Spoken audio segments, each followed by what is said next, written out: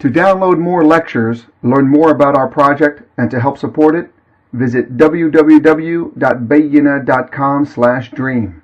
That's BAYYINAH/dream. You are free to share these recordings with family and friends. Thank you and Jazakumullah khairan for helping us make our dream a reality.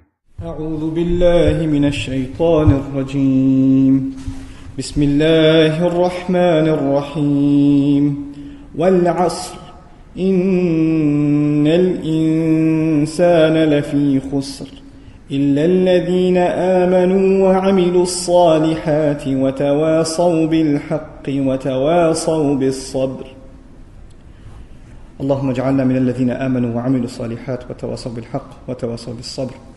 الحمد لله رب العالمين والصلاة والسلام على سيد الأنبياء والمرسلين وعلى آله وصحبه ومن استنى بسنته إلى يوم الدين. اللهم اجعلنا منهم ومن الذين آمنوا وعملوا الصالحات وتواصوا بالحق وتواصوا بالصبر. آمين يا رب العالمين. ثم أما بعد. السلام عليكم ورحمة الله وبركاته. Alhamdulillah, we've reached the study of the 103rd surah, Surah Al-Asr. And I want to begin by saying that even though this is the shortest surah up till now that we're studying, and the shorter one is coming later on, Surah Al-Kawthar, I find giving dars on this surah the most difficult. And it's probably the case that it will take me more than one session to at least cover with you the notes that I've taken and the things that I want to share with you. And I pray that Allah Azza wa Jal gives me clarity of speech, that I may be able to communicate its lessons to you بإذن الله ta'ala with some degree of clarity and without avoiding too much confusion. The first thing I want to share with you about this surah is that in today's session, probably and most likely we're going to talk about an overview and kind of look at the surah as a whole instead of going into word by word analysis. Perhaps that will be our next session, inshallah ta'ala. But first and foremost, a bit about the coherence and the placement of this surah in the Quran. This is the 103rd surah, so the surah before it that we studied last week, Surah Al-Takathur, it comes right after it, and there are lots of parallels. For example, Shaykh Fadl Salih Hassan al-Ra'i, he says, هذه السورة وقعت بين خسرين. This surah is situated between two great losses.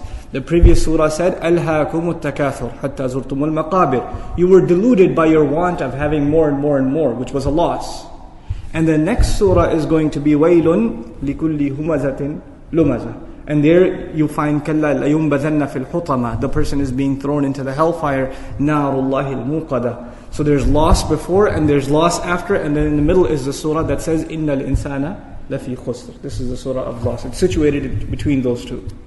The other thing to note about this surah is that in the last surah we found that Allah Azza wa Jal, the last thing He told us was ثُمَّ لَتُسْأَلُنَّ يَوْمَئِذٍ عَنِ النَّعِيمِ. On that day you are certainly going to be asked in regards to the favor and the blessings that you enjoyed. And this surah begins with the greatest blessing that we enjoy. So Allah says you'll be asked about all the blessings, but what's the biggest blessing? It's time itself. The fact that we have time, everyone has time. The rich person, the poor person, the healthy, the sick, the old, the young, everyone has time. So, and this is the number one thing we'll be asked about, how we spent our time. SubhanAllah. So Allah says you'll be interrogated about the great blessings, and the very next surah begins with the blessing that we appreciate the least, which is Al-Asr itself, its time. Then the previous surah talked about the great distraction, At-Takathur. We talked about Takathur being something that Alhaakum At-Takathur, it distracted you. We're too busy wanting more, competing and getting more, showing off what we have to others. This is what we're busy with. But the previous surah didn't tell us, what are you distracted from? It's one thing to be distracted, then you have to say, what are you distracted from? For example, you could say, video games are distracting you from studying for the exam. So yes, the video games are the distraction, but what are they distracting you from? From the exam, from studying, right? But the previous surah didn't mention an. And we talked about this last week. Usually Allah says, لا تلهكم أموالكم ولا أولادكم عن ذكر الله. Don't let your money and kids distract you. But He doesn't stop there. He says distract you from the remembrance of Allah. There's a from. But there was no from in the previous surah. What are we being distracted from? That's the question that's left open. And in this surah we find, what is it that most human beings are distracted from and they don't do?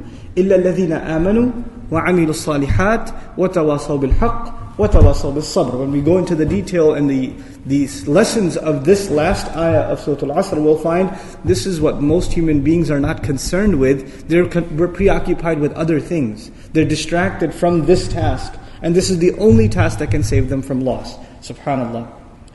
Then, in an interesting contrast, and this is part of the style of the Qur'an. The Qur'an, a lot of times, it presents ideas, contrasting terms with each other. The central term in the previous surah, the central term, was takathur.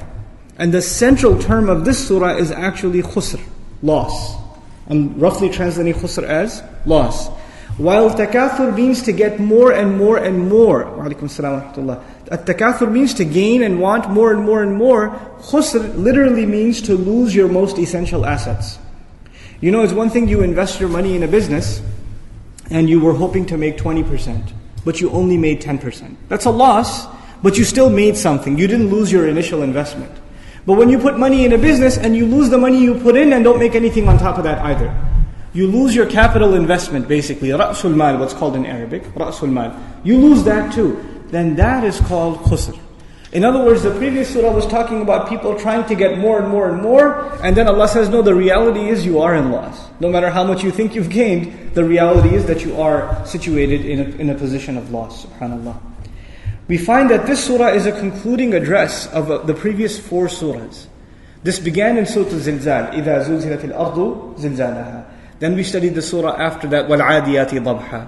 Then we went after that, and Al-Qari'ah. Then again after that, At-Takathur. And in all of them, there was the plight of the human being. Here's the reality of the last day, which was in Surah Al-Zilzal and Surah Al-Qari'ah. That's the reality of the last day. And here you are, who's not concerned at all. And that lack of concern was Surah Al-Adiyat and again Surah Al-Takathur. The final conclusion of all of that is the human being, in the end, because he's distracted, what's his state of affairs? He is in loss. He is immersed in a state of loss. So it's almost a conclusion to that entire discussion that's being presented in this surah. We find this surah is also very similar in many respects actually to Surah Al-Tin. Surah Al-Tin we covered a few sessions ago. And in that surah Allah Azza wa Jal says, إِلَّا الَّذِينَ آمَنُوا وَعَمِلُوا الصَّالِحَاتِ فَلَهُمْ أَجْرٌ غَيْرُ مَمْنُونَ. Famous surah, right? إِلَّا الَّذِينَ آمَنُوا وَعَمِلُوا الصَّالِحَاتِ. Here what does he say? Something similar. He says إِلَّا الَّذِينَ آمَنُوا وَعَمِلُوا الصَّالِحَاتِ, but says it a little differently. This time he says وَتَوَاصَوْا بِالْحَقِّ وَتَوَاصَوْا بِالصَّبْرِ. It's a little bit different. Here also there's mention of the human being, al-insan, إِنَّ الْإِنسَانَ لَفِي خُسْرٍ. In that surah Allah also mentioned the human being. He said لَقَدْ خَلَقْنَا الْإِنسَانَ فِي أَحْسَنِ تَقْوِيمٍ. So there's mention of human beings in both. There's a mention of those who believed and did righteous deeds in both of them. But there, you could compare them together as far as their theme and their structure. As far as negative, you could look at it overview as negative reinforcement compared to positive reinforcement. In other words, Surah Al-Asr is very, it's the overwhelming theme of it is warning. Okay, it's negative reinforcement. But Surah Al-Tin, Allah Azza wa Jal mentioned it, ended it even in a positive note. There's no mention of loss, rather, فَلَهُمْ أَجْرٌ غَيْرُ مَمْنُونَ فَمَا يُكَذِّبُكَ بَعْدُ بِالدِّينِ أَلَيْسَ اللَّهُ بِأَحْكَمِ الْحَاكِمِينَ. It's actually positive, and even in the beginning, the human beings created in the best possible form. So there's a lot of positive lessons in Surah Al-Tin, but there's a lot of warning in Surah Al-Asr. But when you combine the two lessons together, you learn some very remarkable things. There, Allah said the human being is created in the best possible form. Here he said, roughly translated, every human being is in a state of loss. If he's created in the best possible form, then why would he be in a state of loss, right? If you're created to meet success, then it's a tragedy that you're even qualified to be successful, and yet still you ended up being a loser. You still ended up losing. So Allah Azza wa Jal did not tell us that the human being is in loss first. He told us the human being is qualified to be successful first. And it's his own failure that leads him to become of those who have lost. إِنَّ الْإِنسَانَ لَفِي خُسْرٍ. This comes later on, but that declaration is earlier. I want to share with you in regards to this surah the very, very profound, very beautiful things that get overlooked. In this surah, Allah Azza wa Jal mentions 4 things at the end. You all know this. إِلَّا الَّذِينَ آمَنُوا وَعَمِلُوا الصَّالِحَاتِ وَتَوَاصَوْا بِالْحَقِّ وَتَوَاصَوْا بِالصَّبْرِ. 4 things. But 3 of those, or 2, the last 2 things that are tawasi over and over, وَتَوَاصَوْا بِالْحَقِّ وَتَوَاصَوْا بِالصَّبْرِ, they're both actions. Roughly translated, they are communicated as enjoying the truth, to enjoying perseverance. That's how an average translation addresses the subject matter of وَتَوَاصَوْا بِالْحَقِّ وَتَوَاصَوْا بِالصَّبْرِ. But their actions. What's the ayah? What's the part of the ayah before that? وَعَمِلُوا الصَّالِحَاتِ. They do good things. They act right. They act out righteous deeds. Isn't that also actions? So Allah Azza wa Jalla mentions iman, which is a thing inside of you. It's not outside, it's on the inside. Then He mentions amal, وَعَمِلُوا الصَّالِحَاتِ. But He usually only says those two things. He doesn't go further. But here what does He say? وَعَمِلُوا الصَّالِحَاتِ, and then adds two specific kinds of actions. وَتَوَاصَوْا بِالْحَقِّ وَتَوَاصَوْا بِالصَّبْرِ. It could have been وَأَقَامُوا الصَّلَاةَ وَآتُوا الزَّكَاةَ. It could have been any other action too. But He highlighted two actions. The lesson from that is these are the actions that people will overlook. And as we continue our study of this surah, we will find why is it critical to mention these actions. Other actions you will understand. وَعَمِلُوا الصَّالِحَاتِ, by the way, when you tell someone he does good things. He's a good Muslim, he does good things. What things come to your mind? He prays, he goes to Hajj, he fasts in Ramadan, he stays away from haram things. This is what comes to your mind. These are the first things that pop into mind. This is a good person, he does good things. What things don't come to your mind? Tawasi bil haqq and tawasi bil sabr. It's critical that these things be mentioned because they cannot be overlooked. And why can't they be overlooked? The necessity of not overlooking them, especially in this surah. Inshallah ta'ala, when the time comes, we'll discuss it in more detail. Then there's the issue of just the word wa between all of the conditions that Allah put. Human beings are in loss. We're glazing the translation right now. In the next session, inshallah, word by word analysis.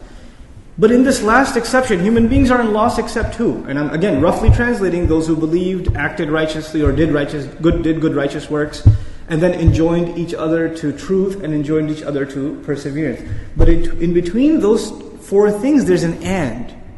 Except those who did this, and they did this, and they did this, and they did this. You know what wa does as opposed to aw? Right? What it is it's something you have to meet. If the exception is, the only exception to these people are people who do A and B and C and D, which means how many of those things do they have to do? All of them. If you put an or in between them, what happens? You could do some others, right? But if you put and in between them, then the only people who will meet the exception are people who fulfill all the conditions, not some of them. They can't afford to only have some of the conditions met. They need all those conditions. So this declaration in this surah is very powerful, and the exception is only one exception, but anyone who wants to be the exception will have to meet four conditions. Usually in the Quran, Allah mentions two conditions. Which two conditions? الَّذِينَ آمَنُوا وَعَمِلُوا الصَّالِحَاتِ. He mentions two conditions. But in this surah, He mentions how many? He mentions four conditions. This is the most comprehensive place, most elaborate place, talking about the exception to those who are in a state of loss. And we'll see inshallah ta'ala as we proceed why that is.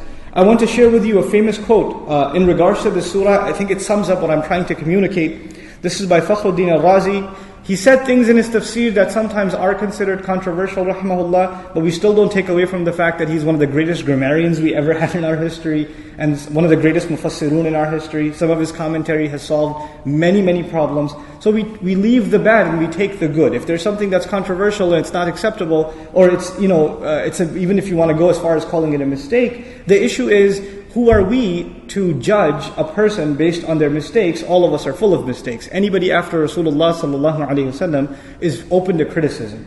So there's never going to be such a thing as a perfect scholar or a scholar that's not going to be questioned. There's not a single scholar in Islamic history that's not subject to criticism, right? So it's no shock that somebody comes up and criticizes a scholar and says, why do you read his work? He said this, this, and this. Yes, he did say this, this, and this, and I have the right to disagree, but he said a lot of good things too.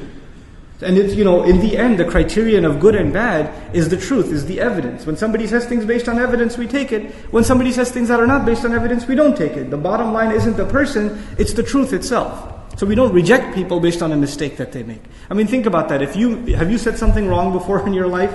And somebody says, don't listen to that guy. You know that one time he said something that I didn't like, or that was wrong. I said it was wrong, but that doesn't discredit the person's work.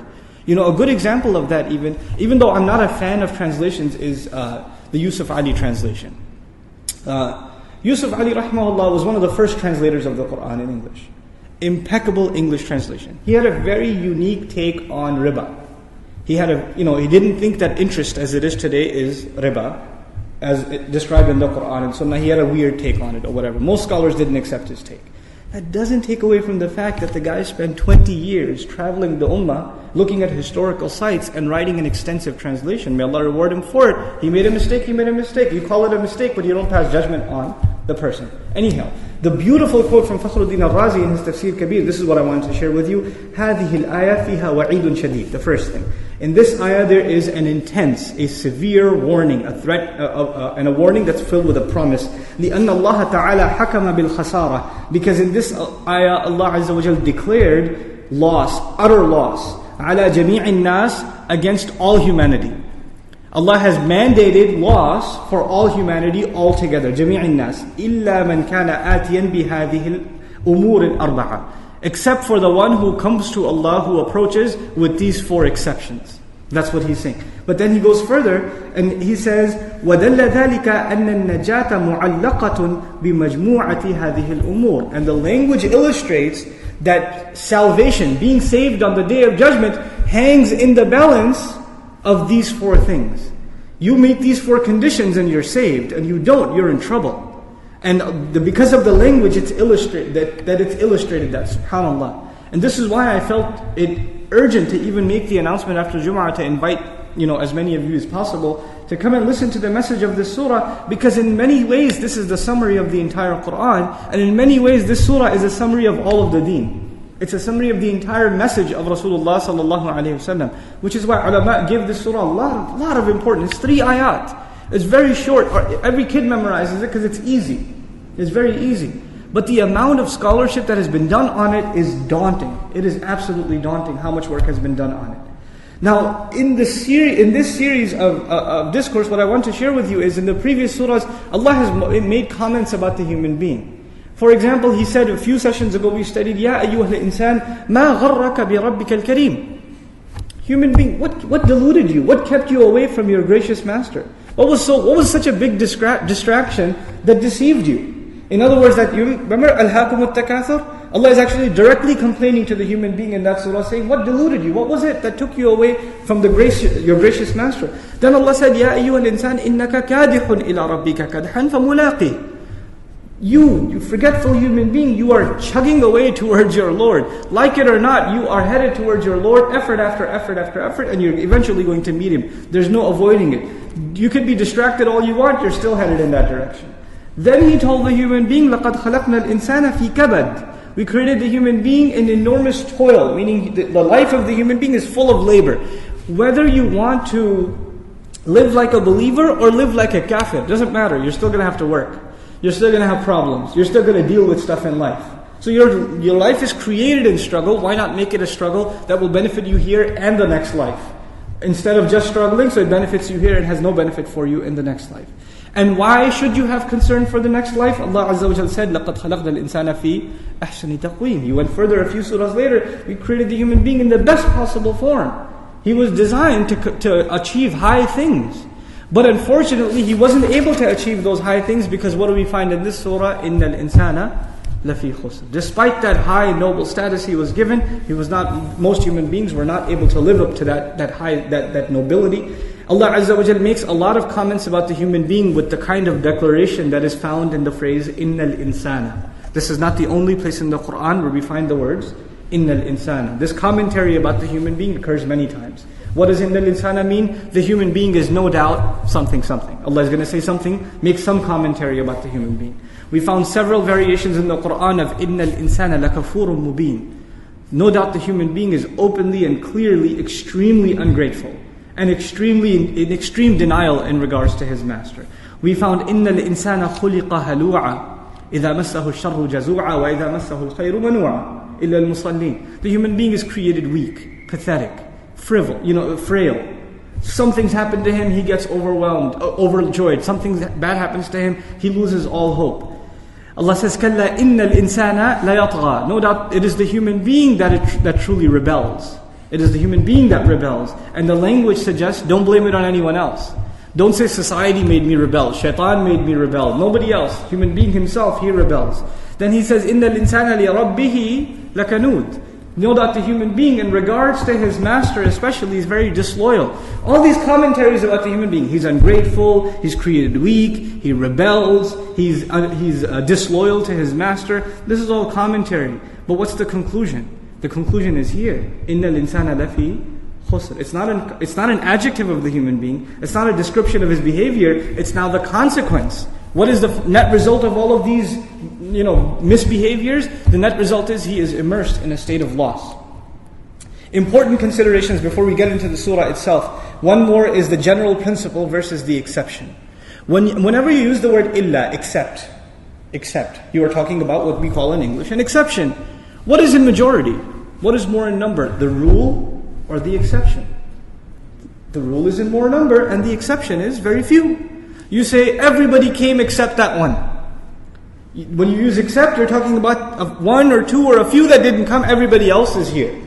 Now in this surah, what is the rule? What is the majority situation? وَالْعَصْرِ إِنَّ الْإِنسَانَ لَفِي خُسْرٍ. That's the rule. Human beings are immersed in loss, in doom.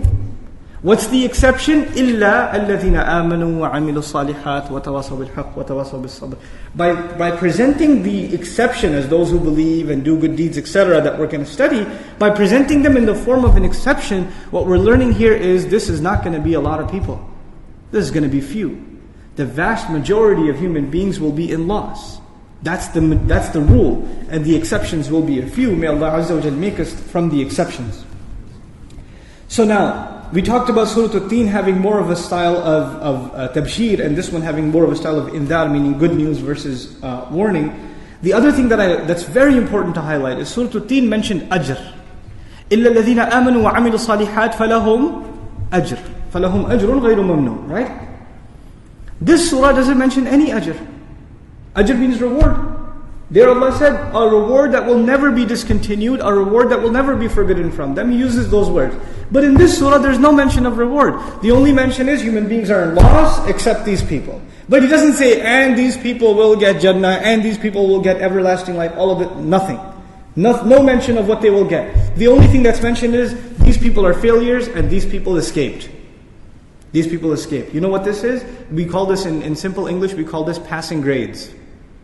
Somebody gets an 85, somebody gets a 95, somebody gets 100, somebody gets an A, a B, or a C. But you know the guy who barely survived and didn't get the F? There's the F, right? Let's say, I don't know, in New York it's 65. Is that the failing grade here in Texas? I don't know. But 65 is your passing grade, basically. You get a 64, you failed. You get a 64, you failed. Now whether you get a 34, a 30, a 0, a 25, all of them get what grade? F. That's all an F. The only thing that will survive is 65 or above. You understand? Like passing grade or above. This surah is not talking about higher levels of success. Other surahs talk about success. They deal with what jannat, what gardens, what treasures. That's the subject matter of other surahs. This surah, the subject of it is who is not a failure. Now I put it in those terms because I want you to understand. This surah describes the bare minimum, the bottom line. Who is above the failing grade? Because anybody who didn't meet this minimum requirement is obviously what? A failure. They're a failure. So this surah is not about earning Jannah. This surah is more about escaping hellfire. This surah is not about success. It's more about survival. Which leads me to this very, very critical discussion that we need to have today. What is the difference between talking about success and talking about survival? My contention is this surah is not talking about success. What's it talking about? Survival. What's the difference between the two? You see, survival is something, when your survival is being questioned, you forget everything else. When you're drowning, when you're in a building with fire in it, right? When there's a danger headed your way, when your survival is in question, you forget everything. And when your survival is in question, there's no time for you to talk about your what? Success. There's no need to talk about success. I mean, if you're working in an office and you're talking to your boss about getting a promotion, what are you talking about? Success. But the building went on fire, and you say, "Let me finish talking about my promotion first. I haven't just finished negotiating with." Does that make any sense? No, because you can't talk about success unless you've already secured your own survival. You understand? So before we talk about higher levels of paradise and higher success, what do we have to ensure we're okay with? At least we're surviving, we're not in the failing grade. That's the urgency of this surah. The bare minimum. The survival. And it doesn't make any sense for someone to talk about or be concerned with anything else other than survival if they are not meeting the conditions of that survival. Imagine you have to get out of that building and there are 4 doors and all of those doors are locked. Until you unlock all 4, you shouldn't be worried about anything else. These are the 4 locks. Al-Iman, Al-A'mal al-Salihah, Tawasib al-Haq, Tawasib al-Sabr. These are the locks to your survival. You have to unlock all of these things so you and I can survive. That's the scenario that's being drawn for us in this profound surah. Also, this surah proves something very, very important. I keep saying there are 4 conditions. One of the benefits of knowing that there are 4 conditions is that this surah proves that being good on your own is not enough. Being good for yourself is not enough. Our deen is not just a concern with ourselves, it's also a concern with other people. And you're not doing it for other people, for them, you're actually doing it for yourself. And this surah is the proof. Why? Because Allah said, you are in loss unless you do, yes, iman and amilu salihat. That's for who? That's what I do.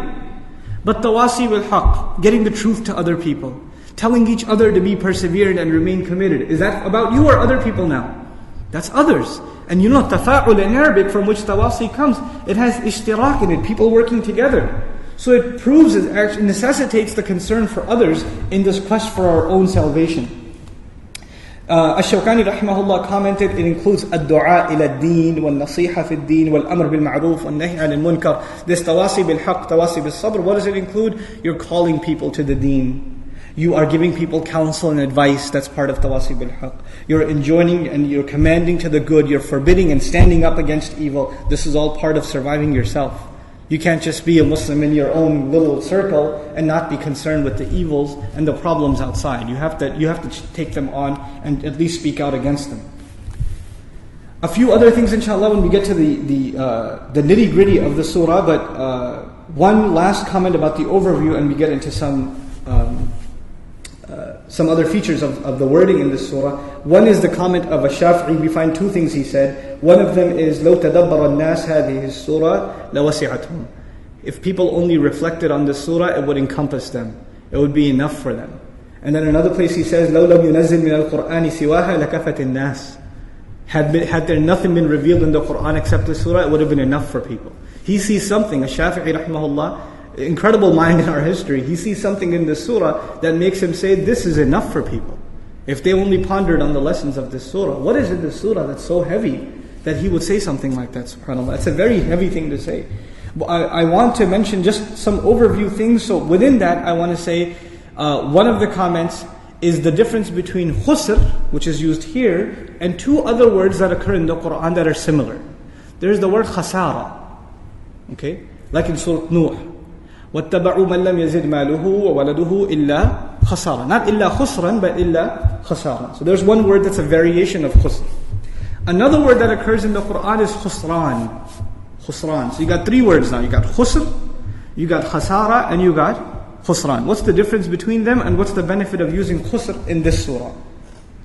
First of all, let's talk about the word khasara. Khasara means a loss above a pre-existing loss. There's already loss, and you're adding to that loss. That is called khasara. If Allah had used that word, then we would have already been in trouble, and we're adding to that trouble. But Allah actually, by using khusr, a lesson we're learning is we're not in trouble. We're not in trouble, but we put ourselves in trouble. It's not like we were in trouble to begin with. So let's see how khasara, this word which means basically loss above a pre-existing loss, how it's used in the Quran. وَنُنَزِّلْ مِنَ الْقُرْآنِ مَا هُوَ شِفَاءٌ وَرَحْمَةٌ لِلْمُؤْمِنِينَ وَلَا يَزِيدُ الظَّالِمِينَ إِلَّا خَسَارًا. وَلَا يَزِيدُ الظَّالِمِينَ إِلَّا خَسَارًا. We do not increase wrongdoers in nothing more but loss. Wrongdoers, are they already in loss? Yes. And Allah increases them. You see the way it's being used? Then we find وَلَا يَزِيدُ الْكَافِرِينَ كُفْرُهُمْ إِلَّا خَسَارًا. The disbelief of their disbelief of disbelievers, it will not increase them in anything but more loss. Loss above the loss they already have. What's the first loss they have? Is kufr. Then what is the kufr above? The loss above that is the crimes they do against the believers. That's loss above loss. Their kufr was enough to send them to hellfire. Though when they put the believers to trial, then they're digging their hole even deeper. So the word khasara is appropriate. Similarly, we find, as I mentioned in Surah Nuh, وَاتَّبَعُوا, and they followed مَنْ لَمْ يَزِدْهُ مَالُهُ وَوَلَدُهُ إِلَّا خَسَارًا, the one who wouldn't increase him or his wealth or his children in anything more than loss. In other words, they ended up following people that are losers to begin with, and following them would make them even more of a loser. Now, this is the first benefit of not using khasar in this surah as opposed to using khusr. But then there's the word khusran, very powerful word. Khusran is what's called sighatul mubalagha, hyperbolized noun in English, an empowered noun. This is also used in the Quran. Khusran means incredible loss, excessive loss, unimaginable loss. You have to empower the meaning of that word because it's got an at the end. When you put an at the end of a word in Arabic, it empowers it. Like you know how we say Ar-Rahman? It's not just merciful, it's incredibly merciful. When you say Ghadban, it's not just angry, it's furious, it's enraged. So when you say Khusran, it's empowered, loss. It's amazing amount of loss. Let's see how that's used in the Quran. Allah says, خَسِرَ الدُّنْيَا وَالْآخِرَةِ ذَلِكَ هُوَ الْخُسْرَانُ الْمُبِينُ. He lost dunya and akhirah. That is ultimate loss. Isn't that the ultimate loss? What's so bad about that situation? It's not something light. He didn't just lose one thing, he lost both things. Ad-dunya wal-akhirah. So this is loss upon loss. This is the ultimate loss. Al-khusran al-mubin. Similarly, we find the word being used. Allah says, قُلْ إِنَّ الْخَاسِرِينَ الَّذِينَ خَسِرُوا أَنفُسَهُمْ وَأَهْلِيهِمْ يَوْمَ الْقِيَامَةِ. The true losers are those who lost themselves and their families on the day of standing. That is the ultimate loss. So the real loss is not in this dunya, real loss is in the akhirah, the ultimate one. But nonetheless, there is loss taking place here also. But it's nothing compared to the loss that is coming. So because it's still loss, but not the ultimate loss, the word that is balanced and appropriate in this surah is إِنَّ الْإِنسَانَ لَفِي خُسْرٍ. If it was in the hellfire, then what would the word be? The khusran. Lafi khusran. Because that's the ultimate loss. You couldn't get any worse loss than that. So it's a perfect choice of word between the two kinds of words that are available to us. Now we're going to read something that Al-Bayhaqi rahimahullah comments on. Something really, really beautiful in regards to this surah. He says, كان الرجلان من أصحاب النبي إذا التقيا لم يتفرقا حتى يقرأ أحدهما إلى الآخر وَالْعَصْرِ إِنَّ الْإِنسَانَ لَفِي خُسْرٍ. He says the Sahaba radiallahu anhum ajma'in, whenever they would meet two of them, they would never leave each other's company unless they would say to each other, وَالْعَصْرِ إِنَّ الْإِنسَانَ لَفِي خُسْرٍ إِلَّا الَّذِينَ آمَنُوا وَعَمِلُوا الصَّالِحَاتِ وَتَوَصَوْا بِالْحَقِّ وَتَوَصَوْا بِالصَّبْرِ. In other words, they would recite the surah to each other. They would recite it to each other before they would depart from each other. Why? They felt this is something extremely important to remind the other of constantly. This is not something you can learn once about and move on. And this is really what I want to spend the rest of our session today on. Is the difference between studying the Quran academically and learning the grammar of the words, the meanings of the words, the different qira'at, what the mufassirun have said, all this knowledge, all this information. When you get too tied down with the information and the technicalities, sometimes you lose the power of the message itself. In the end, Allah is talking to you and me. We should have all that knowledge. We should seek to acquire that knowledge. We should seek to have deeper understanding of the Quran. That is part of understanding the Quran. But we should never lose sight of the fact that in the end, Allah is talking to me like, somebody concerned about you talks to you. And somebody concerned about you gives you advice. Allah is giving you advice. And Allah is not talking about anybody else. He's talking about you and me. فِيهِ ذِكْرُكُمْ. In it is your mention. Allah is talking about you. He's not talking about anyone else. When you keep this in mind, we learn something about this surah. Talking about it is very easy. Talking about this surah and its demands is very easy. Internalizing them is very difficult. Extremely difficult. And that's the essence of the surah that I want to capture today, inshallah ta'ala. And we'll have a detailed study of each piece of the surah. It just deserves that much attention. It deserves that much attention. So we'll capture the essence of it, or try to capture the essence of it today, inshallah ta'ala. First and foremost, we talked about the difference between two things, success and survival. We talked a little bit about survival, but we didn't talk about the other thing, which is what? Success. Every single human being, in their head, they have an understanding of what it means to be successful. Every single human. Doesn't have to be Muslim. Every human being. Doesn't have to speak your own language. Every culture, every society, every man, woman, and child aspires to something that they consider success. For your kid, it may be getting a good grade, success. For you, it may be a promotion or getting a job, or making a lot more money than you do now, or getting a certain car, or marrying a certain person, or buying a house. Whatever it may be, there's something in your head that you consider success. And there are some people you look at, and you don't even have to think about it. As soon as you see them, the thought that crosses your mind is, that guy's pretty successful. That one's pretty successful. How did they become so successful? I mean, in other words, you don't have to say it. It's in your head. And let me show you a personal experiment you can conduct. You're driving down a neighborhood, a fancy neighborhood, and you see a really beautiful house. Does your eye stay on it for a couple of seconds? Just, at least a couple of seconds. You may get distracted from it, maybe you even pull over. Whoa, that's nice. Because in your head, you're thinking, that person reached one milestone of success. It's in our head. That is something to aspire for. That's a kind of success. You're walking to the masjid from the parking lot, and you see a really nice car.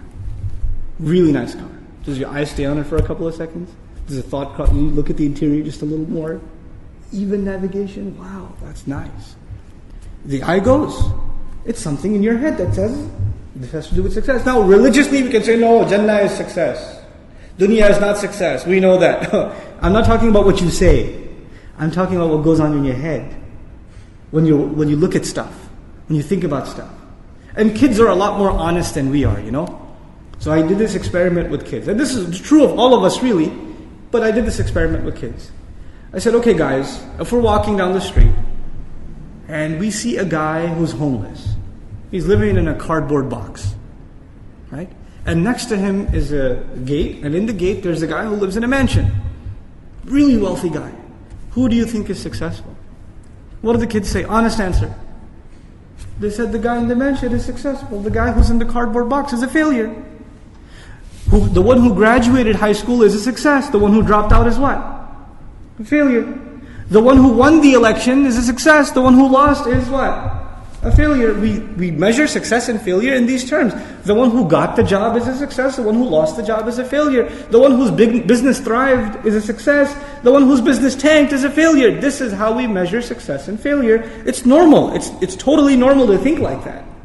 But we are learning something very, very radical in this surah.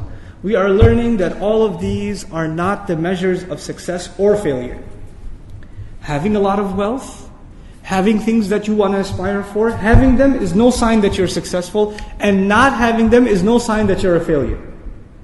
They have nothing to do with success and nothing to do with failure. Now look, let's take some ancient examples. You know how I don't know if they still have the show. I saw it at a friend's house one time. They called it Celebrity Cribs. I don't know if you've ever seen it. But they go to famous people's homes and show you their homes. They're like the custom multi-million-dollar homes and stuff. Well, think about this. Who had the celebrity crib in ancient Egypt at the time of Musa alayhi salam? Fir'aun, huh? You could see his house from miles away. I mean, that's some pretty good architecture. It's still around. Right? It's pretty solid foundation. It's a world monument. One of the wonders of this is his crib. And yet, is he a success? One of the biggest examples of failure.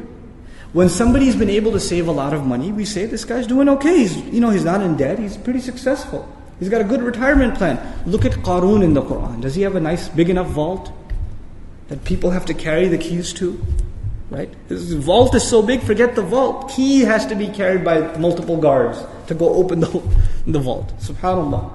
But horrible failure. Then on the other hand, you have, if somebody gets deported from a country, you would consider that a failure. It's pretty embarrassing and humiliating, isn't it? Was Rasulullah sallallahu alayhi wasallam expelled, literally deported from Mecca? He was. If somebody doesn't have a home to live in and they have to live out in the woods, you know how in between your developments here, there's some patch of woods and some guy's living in those woods. You would call that a failure. That's pretty pathetic. Rasulullah sallallahu alayhi wasallam had to live in a cave for a stretched period, no food, no plate, eating off of shrubs. Sallallahu alayhi wasallam. The greatest example of success, and yet he's living, and if you saw somebody living like that today, you would not think success. That's not what would cross your mind. If somebody gets kicked out of their home, they become homeless. It's a failure. Ibrahim alayhi salam, does he get expelled from his home? He does. And yet, one of the greatest examples of success in human history. What are we learning from these examples? We're learning that the way we think about success and failure is not the way Allah wants us to think about success and failure. It's completely different. And then when we start rearranging our thinking, we learn something very critical about the society in which we live. And all of this is the message of this surah, by the way. In this society and in the world today, there are certain things that are defined as success, and you are told that that is success over and over and over and over again. In other words, the wrong definition of success is bombarded at you constantly. You cannot so much as turn your computer on, and a banner ad will show you what kind of car you should get. And based on your searches, these are the stores that want to give you, a discount. And the billboard will show you what kind of house you should buy. Advertising in every way, shape, or form being pumped towards you. Even among our parents and our elders, among our youth, what college you should go to, what kind of job you should get, which neighborhood you should move to. Constantly we are being told what is success, what is success, what is success. Over and over and over again. And even if something is wrong, but it's said to you over and over and over again, what starts happening? You start believing it's true. You start getting affected by it. If constantly people around you are telling you and convincing you that such a thing is success, then the other thing that happens is if everybody thinks that's success, I must be crazy to think no.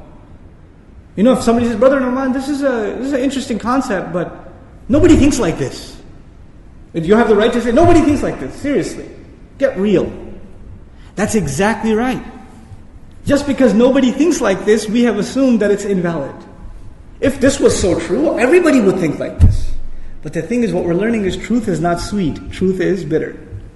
And it's not about any action yet. I'm not telling you about any actions. We're just talking about a change of attitude. An attitude towards this worldly life. That's all we're talking about. A change of attitude. This world has nothing to do with success. This is not to say, by the way, to avoid confusion, this is not to say that this world is evil.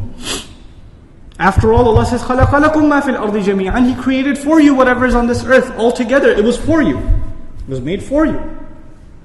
But then how do we reconcile these two things? What we learn is having wealth is not a bad thing. Having a nice car is not a bad thing. Having nice clothes is not a bad thing. But if you think that is success, then you have failed.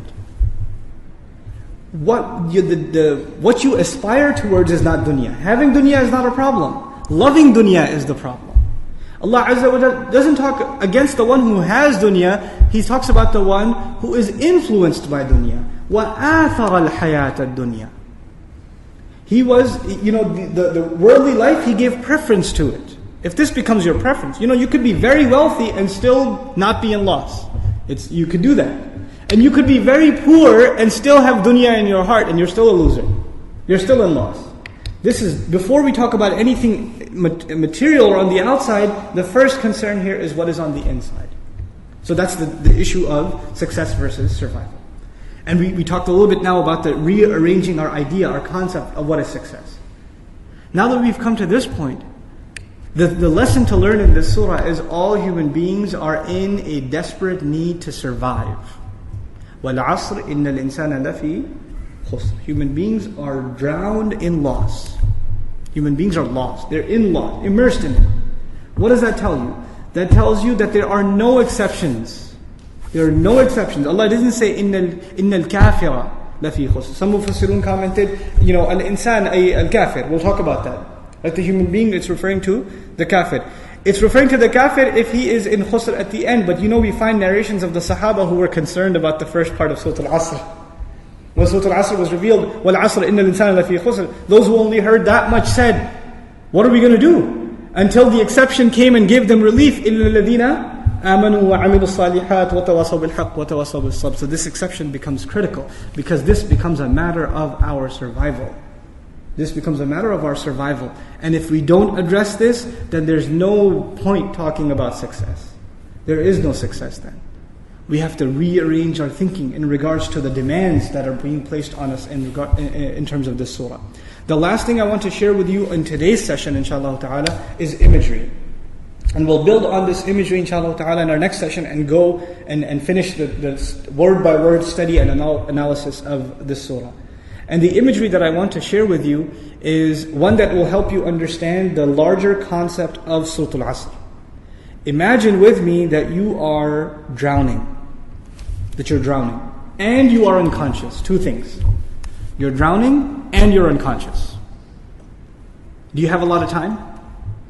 If you're drowning and you're unconscious, do you have a lot of time? No, you don't have a lot of time.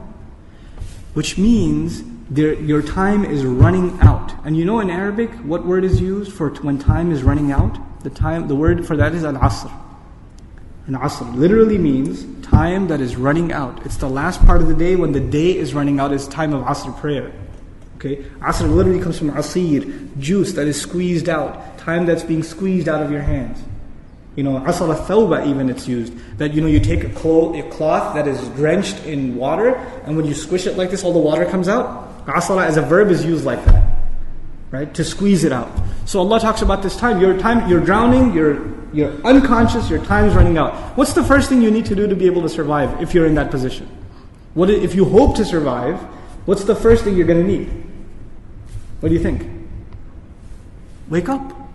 That's the first thing you're going to need. If you're unconscious, then you're finished. The very first condition that has to be you have to wake up. And even if you were in the most wonderful dream, and in your dream you were enjoying the greatest success, you're driving a Ferrari down, they have these car commercials with the hills and the highways on the side, the water on the other side, right? You're in one of those cars, the top's been dropped off, and you're just cruising along the highway, enjoying life. That's your dream. But when you wake up, what do you realize? You're drowning. You're underwater. That's the first condition. You have to wake up. Once you do wake up, you say, oh man, this is a nasty reality and I was enjoying such a good dream. I should go back to sleep. If you do that, what kind of person would you be? Insane. You'd be insane. Or someone at least who has no courage to accept reality. Because they found reality to be very difficult, they decided they're going to put themselves back to sleep even though they woke up. Does this person, if he drowned, can he blame anybody else? The one who woke up and went back to sleep? You think? Someone who never woke up, maybe, right? But the one who woke up said, this is not good. And they went back to sleep. They have no one to blame but who? Themselves. They have no one to blame but themselves. Now, let's imagine that they did wake up. What do you have to do next? Oh, it's pretty bad, I'm drowning. Even if you don't know how to swim, will you not use every muscle in your body to make certain kinds of motions to go towards the surface? Wouldn't you do that? And you will make certain kinds of motions that make you go further down, and certain kinds of motions that will make you go up. And once you discover which ones help you go up, you will only do those, right? You will do those. In other words, the first thing was you have to wake up. The second was you have to swim. You have to do something to try to get to the surface. When you got to the surface, you gasped for air and you got pulled back down. You got pulled back down. And you know who you got pulled back down? You won't believe this. There's a chain around your foot, and your relative, your cousin, is sleeping, and he dragged you down. And now you're drowning because of your sleeping cousin. What do you have to do now? You got to wake him up. And you're not even waking him up because you want to save him. Who are you waking him up for? Maybe you want to save him. Maybe you don't even like your cousin. I don't know, right? But what's the point? The point is you're trying to wake him up because if you don't wake him up, who's also going to drown? You yourself. So you wake him up, and he says, man, I was driving a Ferrari, you woke me up for no reason. I'm going back to sleep. Forget you. Can you just say, okay, well, I didn't like you anyway, suit yourself? Can't do that. If he goes to sleep again, what are you going to do? No, man, wake up, let's go. We can't give up. You can't not accept reality. And you have to keep trying to wake him up until he finally says, okay, fine, what do we do? He says, you say to him, let's swim together. Both of you come up together. The third time, you both get pulled down by your grandmother, by your aunt, by your neighbor, by your son, by your daughter. Does the process continue? The process continue? There's a 4-part process to this people surviving. The first was they had to wake up themselves. Then they had to try to swim. Then they had to tell other people that they're tied to, this is the truth. Let's go. And even if they got tired and one of them said, man, I can't do this anymore. We've been doing this now over and over again. I don't know if I can do it anymore. And the other one says, no, We are all going to survive together. You have to do this. Come on, let's go, let's go, let's go. Keep going, keep going. You ever seen those kinds of movies where they're trying to escape from some army and one of them gets tired and says, I can't run anymore. And what do the others do? Come on, let's go. We can do this, we can do it. And they get him to run anyway, even though he thinks he can't run anymore.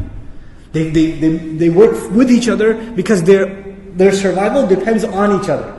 They work together desperately. What does Allah say at the end of this surah? First He says, إِنَّ الْإِنسَانَ لَفِي Wal asr, first of all, time's running out. Then He says, إِنَّ الْإِنسَانَ لَفِي خُسْرٍ. I'll translate it, human beings are drowned in loss. You see the parallel? Human beings are drowned in loss. What's the exception? إِلَّا الَّذِينَ Those who believed. Believed what? Allah didn't say آمنوا بالله وملائكته وكتبه ورسله واليوم الآخر والقدر خيره وشره من الله تعالى والبعث بعد. Nothing. He didn't mention anything. Even though all of those things are included. According to the siyaq of the surah, the context of the surah, what is the first thing these people have to believe? That they're in loss. That they're drowning. And if they do come to believe that, and they correct their iman, what's necessarily going to happen? They're going to swim and move upwards. How does Allah describe this action? وَعَمِلُوا الصَّالِحَاتِ. They do good things. They do things that help reconcile the situation. By the way, salih is an adjective here, salihat, jama' mu'annath salim, which is literally means that which corrects something.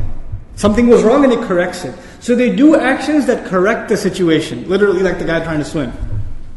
But because they were tied to other people, what else did they have to do? وَتَوَاصَوْا بِالْحَقِّ. They had to tell the other the truth. And it's not even أخبروا عن they told them about the truth. No. You have to wake him up and let's go, we have to go. No matter, and over again. Tawasi even has takrar in it.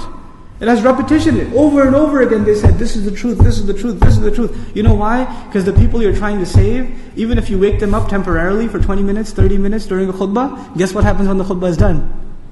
They go back to sleep. They start drowning again. So what do you have to do? You have to go and wake them up again. Then they get sleepy again. Then you got to wake them up again. This is tawasi bil haqq. And you might get tired of doing it. You might become impatient. So Allah also adds, وَتَوَاصَوْا بِالصَّبْرِ. You got to keep doing it. Sabr means consistency, constancy, perseverance, patience. You got to remain on point. You got to keep doing this.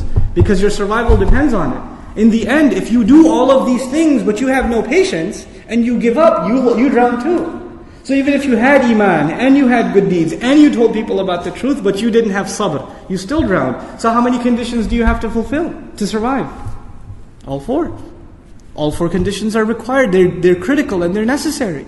Which is why there's a wa in between them. You see the logical progression from iman to amil salihat to tawasaw bil haqq to tawasaw bil sabr, beautifully articulated in this surah. That this is the summarized message of Surah Al-Asr. What Allah Azza wa Jalla is talking about is our own survival. Our own, literally our own escape from the hellfire. Our own escape from impending loss in this world and then in the next. But know this surah is about this dunya. This is first and foremost, this is about this dunya. How do we know this? Allah Azza wa Jalla used the word wal asr. Time that is running out. In which world is time running out? This world or the next world? In this world, time is running out. In the next world, there's no time running out. Either you're fi jannatin, aw fi narin abadan. Either you're in a garden, timeless, or in the fire, timeless. Allahumma la taj'alna min ashabin nar. May Allah not make us from the people of fire. Last comment, inshallah ta'ala, and I will conclude bi'idhnillah in regards to this surah. I want to give it this much time and importance because again, I feel its message is so powerful and so critical that all of us in our families need to understand it. And this is a surah, wallahi, it's a tragedy that we know this surah, and the irony is if you're late for the movie, and your salah is coming in the way, or you got to go play basketball and it's salah time, you got to quickly get rid of the salah, what do? You recite that time is running out, and you're in loss. The irony of the whole thing, right? Wal asr, because it's quick, short and sweet, hit and run salah and you go, right? We have, in our homes, we have big portraits that say, Wal asr innal insana lafi khusr, right next to the big screen TV or the video game console, and we're playing for hours and hours, and it says right there in our face, human beings are in loss, and what's their greatest loss? Time. That the time is being drained away from all of them. SubhanAllah. This is the surah to understand, and it's basically at the heart of the entire Qur'an. The entire Qur'an. The last comment I wanted to make before you, which is a comprehensive overview comment, the way this surah is understood as a summary of the entire Quran is incredible. First of all, Allah takes an oath. Are there places in the Quran where Allah takes an oath? Sure. This is the last of them. This is the last of them. In the series of oaths in the Quran, this is the final one. The second thing. When we find in this surah, Allah says, إِنَّ الْإِنسَانَ لَفِي خُسْرٍ. He talks about the loss of the human being. Human beings are in trouble. Is this not one of the key messages of the Prophet ﷺ? Human beings are in trouble. When he came up on the mount and he addressed the people, did he not warn them about the Day of Judgment? Did he not warn them about a danger that is coming, that they're in loss, they're in trouble? This is one of the central messages of this book, of this message of Islam altogether. Then there are 4 exceptions. What's the first one? Iman. Iman. The Quran, in much of the Quran is talking about what? Iman. Then it says good deeds. Our deen, there's Iman and then there's what? Good deeds. And then there's the life and the struggle of the Prophet ﷺ, which is tawasi bil haqq and tawasi bil sabr. So the entire manhaj, the entire methodology of Rasulullah ﷺ is captured in these 4 words. Anywhere you study in the Quran, anywhere you study in the seerah, anywhere you study in the sunnah, you will find one of 4 things. Either you will find iman, or you'll find a'mal as-salihah, or you'll find tawasi bil haqq, or you'll find tawasi bil sabr. You'll find one of these 4 things all over the Quran, or all over the sunnah. It's a summary of the entire deen captured in very, very few words. It's miraculously beautiful. May Allah Azza wa Jal give us a comprehensive, complete understanding of Surah Al-Asr and of the entire Quran. May Allah Azza wa Jal enable us to embed its powerful message into our hearts and to be able to communicate that to others, especially family and friends, that Allah may enter it into their hearts as well. Allahumma nawwir qulubana bi nur al-Quran. Barakallahu li wa lakum fil Quran al-Hakim. Wa nafa'ni wa iyyakum bil ayati wa dhikr al-Hakim. Wassalamu alaikum wa rahmatullahi wa barakatuh.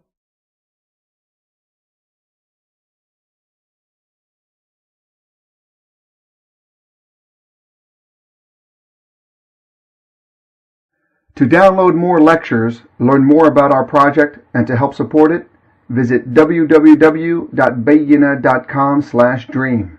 That's BAYYINAH/dream. You are free to share these recordings with family and friends. Thank you and Jazakumullahu khairan for helping us make our dream a reality.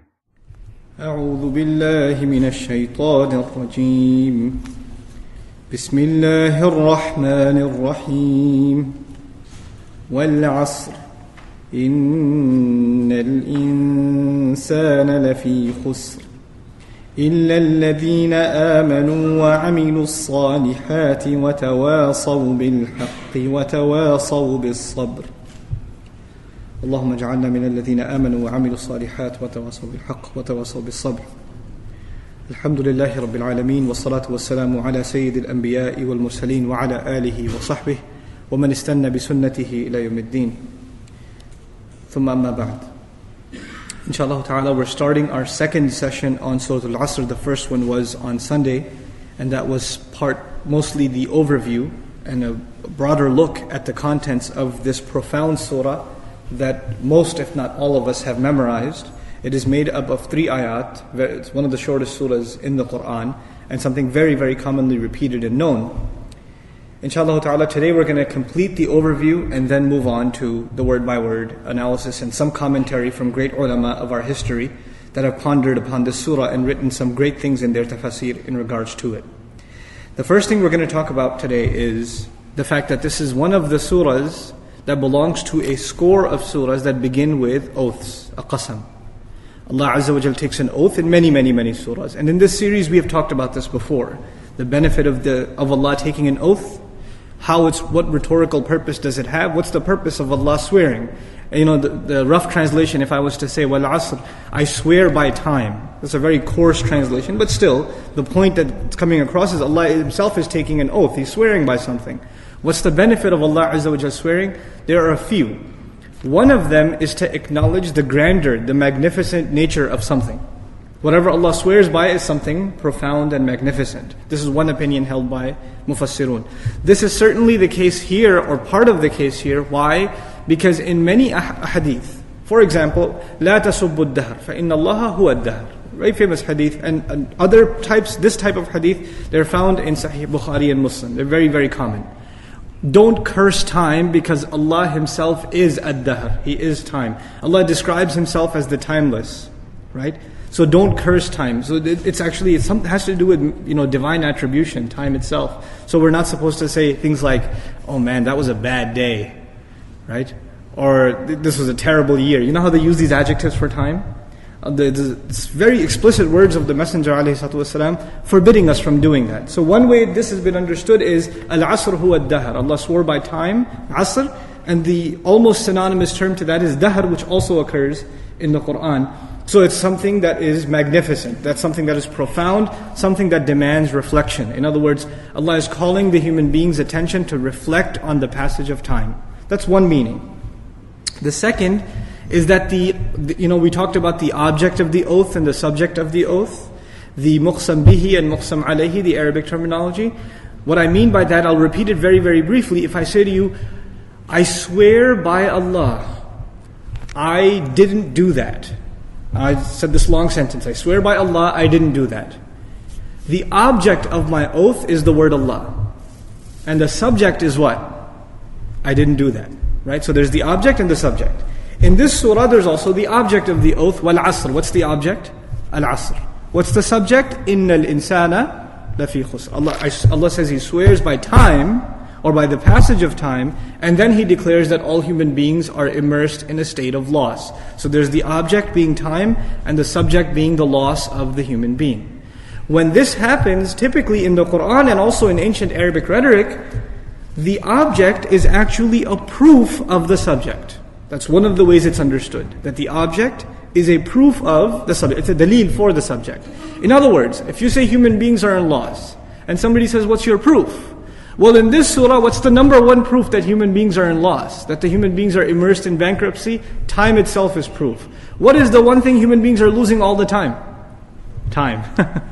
Right? Where this is an asset we can never keep. We can never hold on to this hour, this minute, this second. It is leaving us, and it will continue to leave us. It is not something you can store and use later on.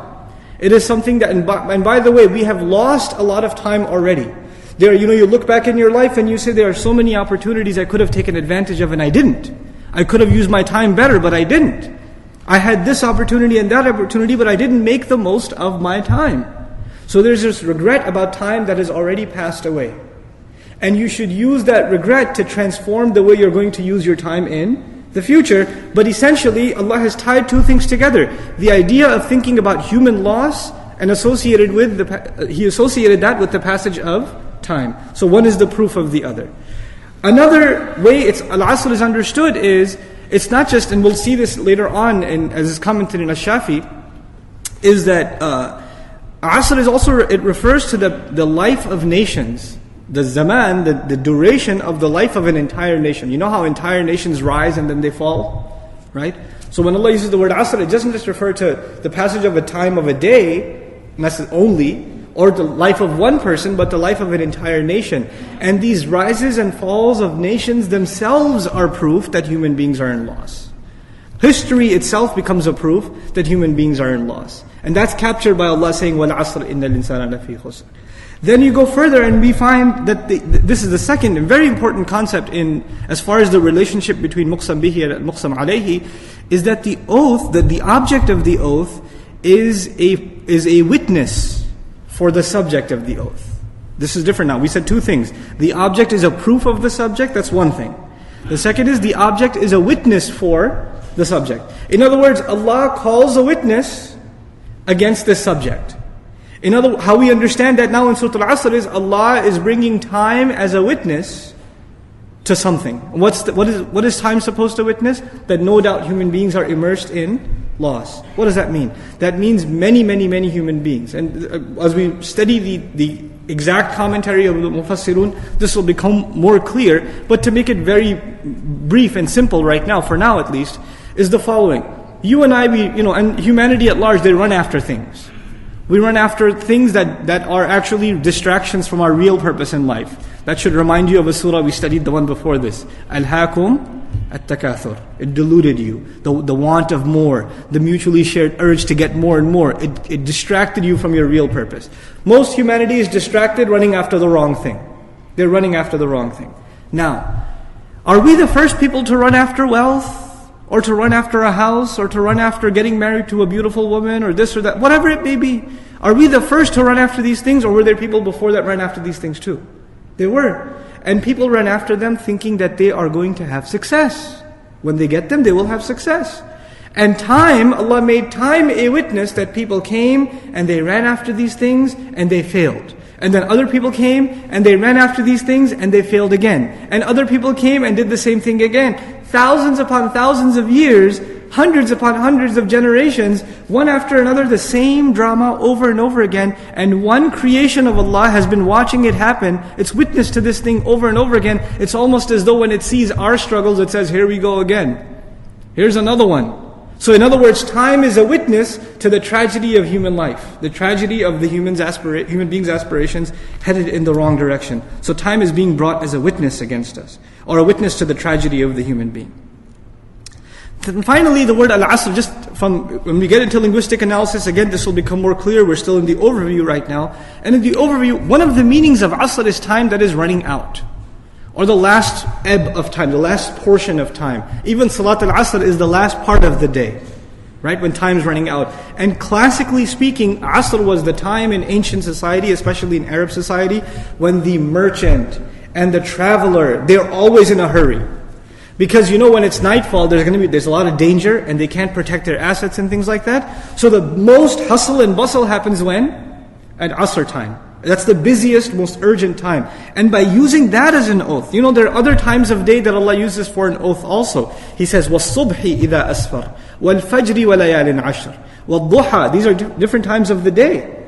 Allah uses different times of the day to swear by. Even وَالنَّهَارِ إِذَا تَجَلَّى. Right? The daytime. But specifically the use of Asr is a time that is associated with a sense of urgency. In other words, the next lesson we're learning here in this surah as we go on is, whatever Allah has to say, the time for you and me to react is not a lot of time. There's a state of emergency. We need to act quickly because the dawn of our life has set upon us. The sunset of our life is at bay. It's around the corner. So we need to act now. It's this idea of time running out, the timer ticking away. That's being captured in just the words al-asr. So this last benefit of this oath is a sense of urgency. And one alim, he compared, Mufti Muhammad Shafi among others, compared the struggle of the human being that is depicted in Surah Al-Asr to the one who is trying to sell ice. In ancient times they didn't have freezers and stuff like that, right? So the ice vendor, he doesn't have a lot of time and it's melting away. And he has to make use of these sales and get the product out to the customer in a certain time. And if that time goes away, then all of that effort is gone to waste. So he has this sense of urgency to accomplish what he needs to accomplish. The other part of the overview, inshallah, we'll talk more about the middle ayah later on, but about the last ayah, one thing for now. Commonly, the last ayah of Surah Al-Asr is understood as having 4 components. Of course, it's very easy to see that. إِلَّا الَّذِينَ آمَنُوا, number 1, وَعَمِلُوا الصَّالِحَاتِ, number 2, وَتَوَاصَوْا بِالْحَقِّ, number 3, and وَتَوَاصَوْا بِالصَّبْرِ, number 4. 4 conditions. The first condition being those who believe, those who act righteously or do righteous deeds. The third being they enjoin to the best of their ability and to counsel one another with truth, and then also doing the same with perseverance. These are the 4 conditions that are mentioned. But one of the things we're going to learn today as part of the overview is that these 4 things are actually one thing. They seem like they are 4 things, but they are lazim wa malzoom. They are necessarily connected to each other. They are actually inseparable. And actually all of the rest is the fruit of the first. Iman. The first thing that's mentioned is Iman. And then there are 3 other things mentioned. But what we're going to learn is if one really has Iman, then the next 3 things are naturally bound to happen. They are bound to happen. And if those things don't happen, guess what's missing? Iman. So if one wants to check if they really have Iman or not, they can check by the minimal standard of Iman set by Surah Al-Asr. What are the consequences of Iman? What happens right after Iman? عَمِلُوا الصَّالِحَاتِ تَوَاصِي بِالْحَقِّ تَوَاصِي بِالصَّبْرِ. If those things aren't happening, then there's something missing in Iman. And by the way, all of these 4 are connected in a profound way. Even if you take the second case, عَمِلُوا الصَّالِحَاتِ. What is after وَعَمِلُوا الصَّالِحَاتِ? They act righteously. They enjoin the truth. They don't keep the good to themselves. Now they're enjoying the truth, of which I'm using the cliche translation. The idea of it is to get the truth to others, tell others to do good too. In other words, if you are truly doing good, it is impossible for you to keep it to yourself. It's impossible. A necessary consequence of that will be you will have to share it with others. That is part of goodness. And then when you do enjoy the truth to others, you will get people that respond to you, and you will get people who hate what you have to say. And when you get people who hate what you have to say, you will necessarily need to develop what? Sabr. You're going to have it. It's a necessary, these are all connected things. One leads to the other, to the other, to the other. And we'll explore more of that as we continue, inshallah ta'ala. This is actually why this surah opens up in most explicit detail these fruits of Iman that usually in the Quran are mentioned in one or two terms. Sometimes Allah says, الَّذِينَ آمَنُوا. الَّذِينَ آمَنُوا. That's enough. Because really the rest is what? Fruits of Iman. Right? So if you understand Iman properly, then the rest is understood. Sometimes He elaborates it a little more and says, الَّذِينَ آمَنُوا وَعَمِلُوا الصَّالِحَاتِ. He'll say two things. But in this surah, He doesn't say two things, He says four things. And if you notice, the last two things, tawasi bil haqq and tawasi bil sabr, are actually deeds in and of themselves. They are deeds. And so, amilu salihat is a deed, amal. And tawasi bil haqq and tawasi bil sabr are also a'mal, amalain. They're both actions too. In other words, what we're learning here is Allah highlighted the two actions. This is what I mentioned last time also. Allah is highlighting the two actions that get overlooked by people when they think about good deeds. The actions that they don't tend to think about when they think about doing good deeds are the ones that are explicitly highlighted, so we understand this is the bare minimum of good deeds that you need to accomplish. That is tawasi bil haqq and tawasi bil sabr included in the discussion. Now, I want to share with you a scenario. And I really benefited from this scenario as my teacher, Dr. Abdul Sami' in one darsi explained it. I also heard Dr. Asar Ahmed talk about it in detail. I found it very beneficial. And we're going to look at the lessons of Surah Al-Asr before we get into the tafsir of the surah itself, from an overview, even from the point of view of a non-Muslim. We'll look at some of the lessons and the logical cohesion of the surah from the point of view of a non-Muslim. Whenever you are brought a problem, a dispute, some issue in life, any decent human being, what is the first thing they will do? The first thing they will do, no matter what dispute is brought to them, is they would demand and they would make efforts to get to the facts of the case.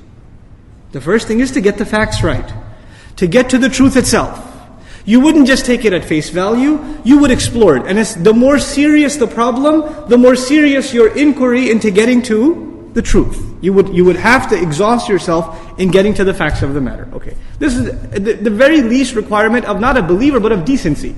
A decent human being, a decent judge, they would have to. For example, there's a dispute in your family. There's a couple of members of your family that are fighting, and they brought the issue to you. Indecently, what you would do is you don't like one of your cousins, you like the other one, so you pass judgment against the one you don't like. But what does judgment or justice or decency require? That you look at the facts of the case. Okay, now that you discover the truth, it's not enough that you found the truth, you have to now stand by that truth. You have to make a judgment, you have to take action in accordance with the truth that you found. It is possible that you find the truth, and when you find it, you don't like what you found. And when you don't like what you found, your actions don't represent your findings. So what you believe to be true isn't being reflected in your actions. What do we call that? Hypocrisy. That's nifaq, that's hypocrisy. But if you find something to be true, then it is part of human decency to stick to it, live by it, execute it, implement it, and that is the next necessary consequence. Now, that's one thing that you internalized it for yourself. That this is injustice and I'm not going to do it. I've discovered that this is a wrong act, I will not commit it. I will discover that this is what I must do and I will do it. Now when you see other people doing wrong, then the society in which we live, we have the MYOB policy, mind your own business policy, right?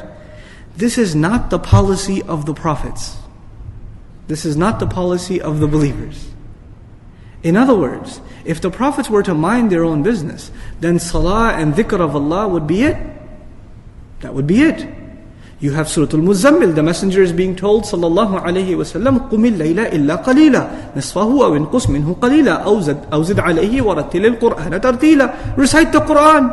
Remember Allah. That's for himself. But then there's another surah, right? There's Muzammil and what else? يَا أَيُّهَا الْمُدَّثِّرْ قُمْ فَأَنذِرْ وَرَبَّكَ فَكَبِّرْ. Go, rise and warn. Warn who? Others.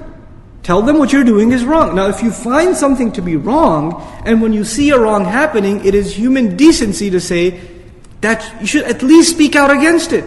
And say, you guys shouldn't do that. Now, let me give you a real life scenario. You know that other people's property should not be damaged.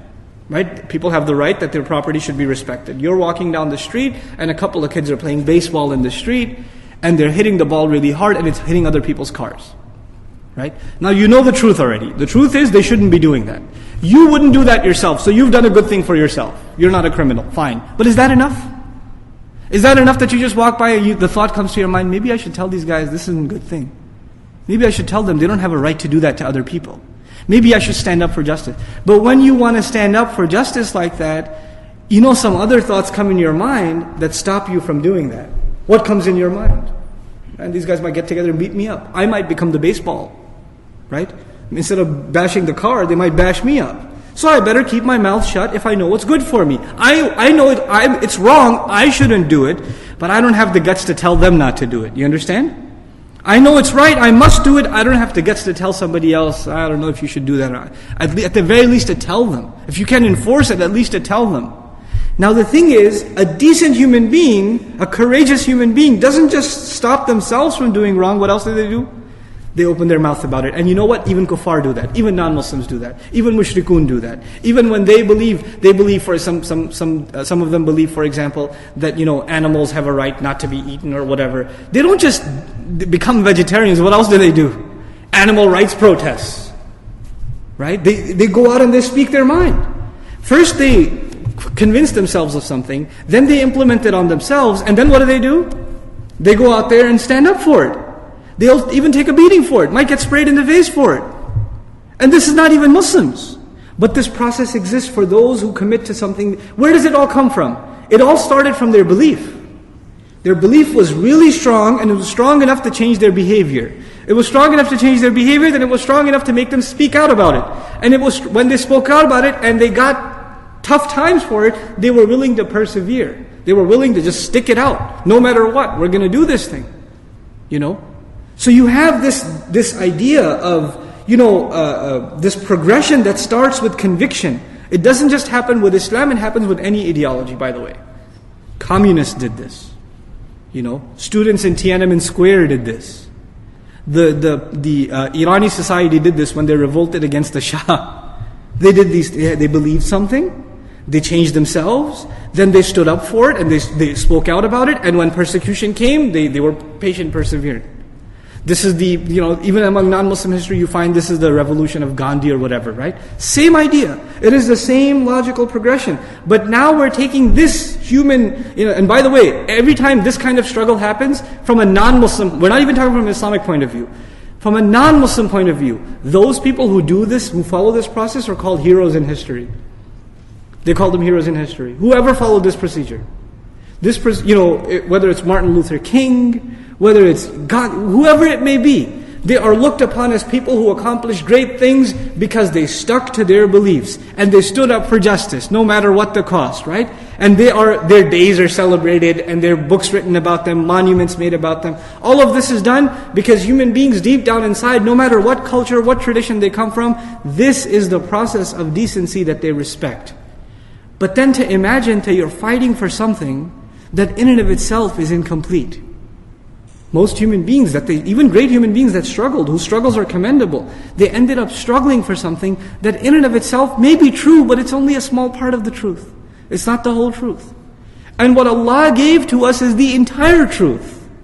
So if they are willing to be convinced of something that is a small part of the truth, can you imagine a comparison between any of those activists and a believer? How much more convinced the believer should be? And if they are willing to change themselves, how much more willing should a believer be to change himself? And if they are willing to speak out about it, how much more willing should a believer be?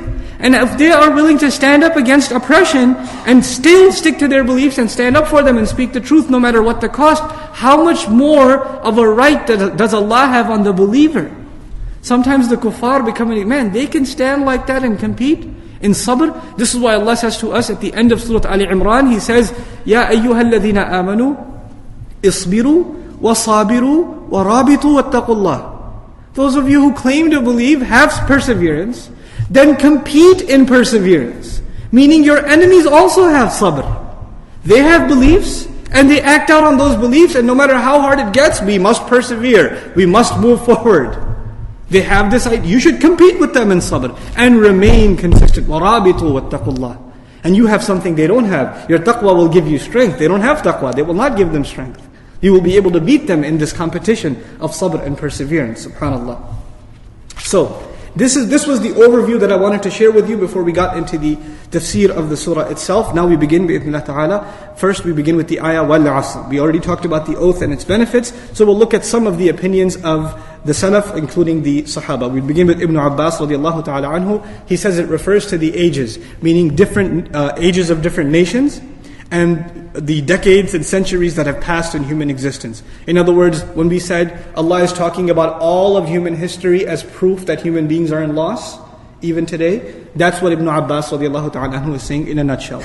Ibn Kisan says Al-Asr refers to the night and the day. In other words, the human being should look at the nightfall and the daybreak and say, I am in loss. The state of emergency should be awakened every time the believer sees nightfall and every time he sees or she sees daybreak. SubhanAllah. So we know it's easy to say, they said this and you move on. But when they said that, what is the consequence of that? What happens to our understanding of Qur'an and the way we look at the night and the day and the way we think about time? These are transformational things. Sometimes you find the Salaf, their tafsir is one word, 2 words. A whole ayah, their tafsir is one word. But if you think about that word, man, you realize how deep these people are, subhanAllah. They say a lot by saying a little. It takes us a lot more to say a little, but they say a little, but they end up saying a lot in those few words. They have this eloquence to them. Then, similar, Hasan al-Basri says this is from late day to sunset. This is the span from late day, meaning beginning of Asr all the way to sunset, which is what I told you in ancient times. This was the time when there's a lot of hustle and bustle and emergency. Also, it illustrates the end of an era, meaning a day is like an era, it's the end of an era. So what that implies as far as the human being is concerned is, know that your life is basically on the verge of death. Know that you are on the verge, on the very edge of the end of your life. Just like the sun is about to run out and darkness is about to fall, this life of your world, your worldly life is about to run out, and the death of it is about to fall upon you. Think of it like that, and then you will develop that state of emergency. Qatada says it's the last part of the day, radiallahu anhu. Maqatil and Zamakhshari both actually commented this is Salat al-Asr. Their interpretation of what Asr was, Salat al-Asr. And this is part of the methodology of tafsir that says that when Allah swears by something, it must be something sacred. Right? That's one of the opinions about oaths. So in line with that methodology, they are saying, because Salat al-Asr is sacred, and how is it sacred? Allah calls it, حَافِظُوا عَلَى صَلَوَاتِكُمْ وَالصَّلَاةِ الْوُسْطَى. Right? Guard your prayers, especially the middle prayer. And what's the middle prayer? Al-Asr. Right? Surah Al-Asr. So Allah especially makes a point to talk about the Asr prayer. And why the Asr prayer? Again, tied to what society was doing at that time. They're really, really busy at what time? Asr.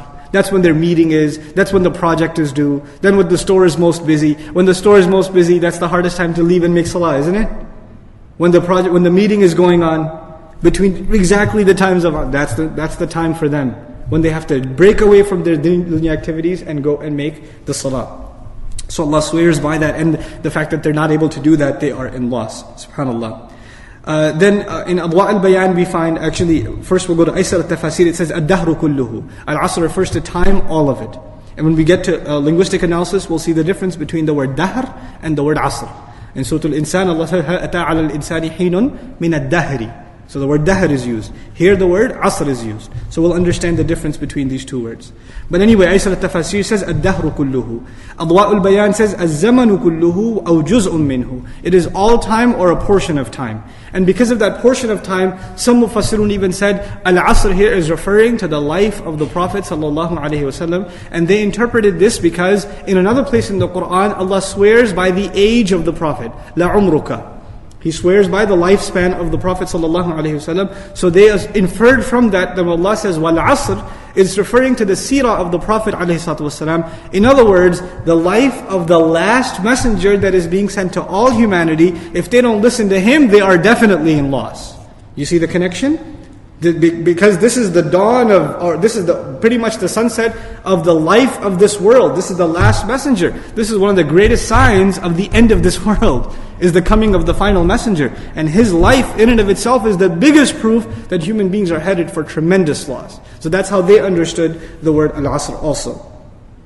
Then we'll look at Az-Zujaj. He says, وَرَبِّ الْعَصْرِ. That, this is actually a specific brand of Mufassirun. They did this. Whenever Allah Azza wa Jalla swears by a creation, they assume that the word Rabb is mahdhuf. It's understood before it. So he is saying, I swear by the Master, the Lord of time. So when Allah says, Wal Fajr, these scholars will interpret it as, Wa Rabbil Fajr. Right? Wal Duha, Wa Rabbil Duha. That's how they'll understand it. And they've done this consistently. A brand of scholars have done that consistently. But that's not the majority position. Nonetheless, I feel inclined to share it with you because this is within Ahlul Sunnah wal Jama'ah and it did exist in our history. Anyhow, finally, Ibn Kathir rahimahullah says, الزمان الذي يقع فيه حركات بني آدم من خير وشر. This is all time in which the activities of the human being, of the children of Adam have occurred, whether they be good activities or they be bad activities. And by saying good and bad, what he's actually telling us is that the human beings overall, what have they done more of, good or bad? They've done more bad, hence they are in khusr. Time has illustrated that they had opportunity to do both, but they ended up doing more bad than good, so human beings have ended up in loss. Now we're going to look at a linguistic analysis of the word asr itself. The word asr comes from a verb. The fi'l form is asarahu or i'tasarahu. Both are used. Ifti'al and the thulathi mujarrad is also used. Literally means he pressed it, he squeezed it, he drenched it. It's used for cloth that is drenched in water, and then you squeeze it like that and all the water comes out. That's how it's used. Also it can be used for fruits. When you squeeze a fruit and you get juice out of it, Arabic word for juice is asir. And the verbal form is i'tasarahu. Or i'tasara al-burtuqal, for example. I'tasara al-tuffah. In other words, he drew juice out of the apple. He drew juice out of... So to squeeze something, this is the first meaning. Asara al-thawba also. That he wrung water out of the garment. Then in the Quran we find وَفِيهِ يَعْصِرُونَ. This is the mudari' form that's also used in the Quran. This is the interpretation of the dream by Yusuf alayhi salam. And in it, we find وَفِيهِ يَعْصِرُونَ. And they also, they will squeeze juice. How in the ancient times they used to press grapes, stomp on grapes to make wine, or olives and other things like that. That's the word being used for squishing them, to actually bring the wine out of them or the juices out of them.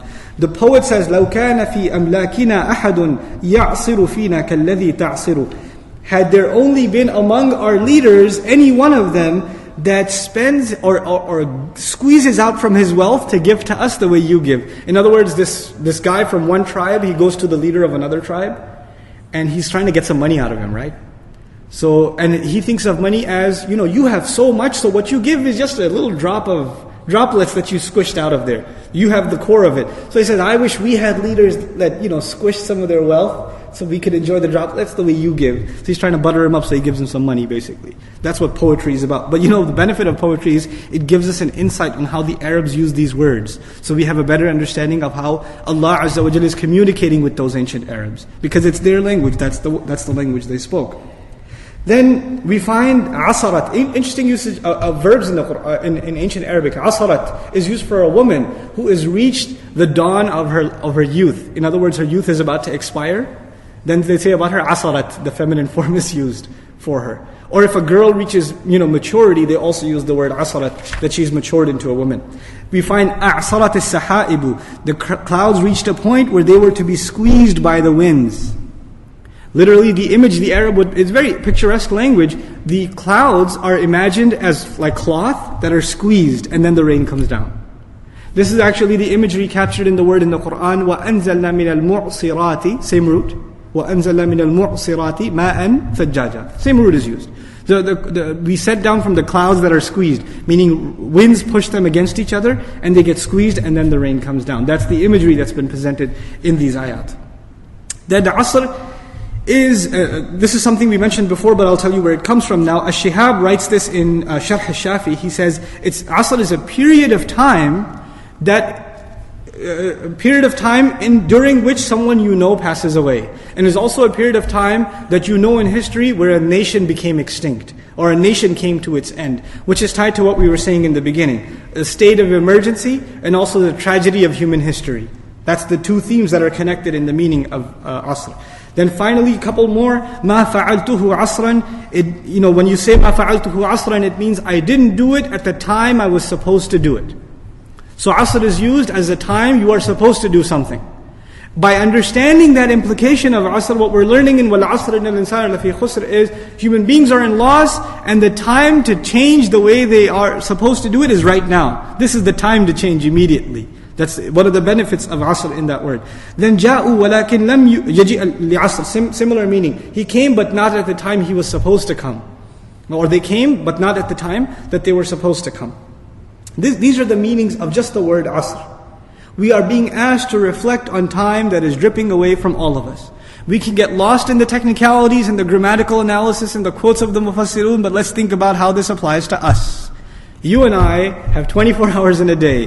How many of them are gone in sleep? How many of them are gone in work? How many of them are put into efforts to build our savings, dunya savings, pay the bills, but how much of it is being prepared so we can pay our bills in the akhirah?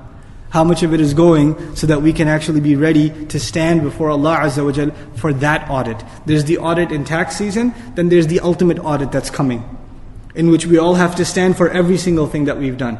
If I say this all the time, one of the benefits of this surah and using the word Asr, because it's part of a day, is Allah is making us imagine our entire life as though it is how many? One day. That it's one day. If you can transform how you spend one day, basically you have transformed your life. Because you know this already. Many of you work full-time or are students full-time, or do you take care of the home full-time? A lot of your days are exactly the same. There's a lot of routine. It's the same exact thing over and over and over again. So if you can bring a change to one part of your day, you've actually transformed one part of your entire life. You've transformed an entire part of your life. And that the time to make that change is running out. And my personal advice to you, this is not part of Tafseer, just personal advice, we make changes to ourselves in Ramadan. We make those changes. We make changes for Eid. We make changes, or break from our schedule on special occasions, at the death of a family member. We make changes on these kinds of special occasions, at the birth of a child, etc., etc. But then we go back to the routine. We go back to our old ways.